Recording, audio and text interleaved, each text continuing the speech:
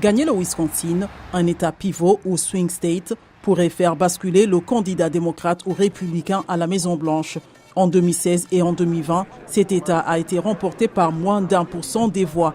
Alors que la plupart des comtés du Wisconsin penchent vers le conservatisme, Dane, le deuxième plus grand comté de l'État et siège de l'Université du Wisconsin, est un bastion libéral.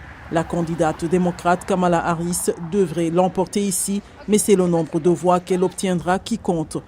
Si elle parvient à surpasser le taux de participation dans le comté de Dane, la marge de victoire sera si importante qu'elle pourrait suffire à lui faire franchir la ligne d'arrivée. La présence conservatrice dans ce comté en pleine expansion peut aussi être exploitée par la campagne du candidat républicain Donald Trump.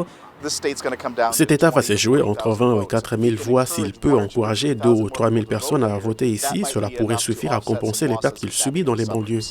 Le Parti démocrate et le Parti républicain, qui visent une forte participation en novembre, adaptent leur message pour attirer leurs partisans dans ce comté de Dane. Le Parti démocrate mise sur le fait que les électeurs ne veulent pas aller, je cite, à reculons.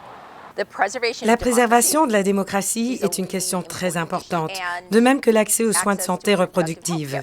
Le message des républicains se concentre sur l'économie. Le choix est entre Donald Trump, qui a été un succès économique avéré en tant que président, et Kamala Harris, qui est, avec Joe Biden, un échec avéré. Les démocrates contestent cette évaluation, mais la plupart des électeurs du comté de Dane ont probablement déjà décidé pour qui ils allaient voter. Dans l'ensemble de l'État, seuls 4% des électeurs sont réellement indécis, selon un sondage réalisé par l'université Marquette. Certains sont indécis parce qu'ils ne prêtent pas vraiment attention à la politique et qu'ils la trouvent frustrante. La course étant très serrée, les partis vont continuer à courtiser les indécis dans le comté de Dane et au-delà, dans l'espoir que leurs votes vont faire la différence.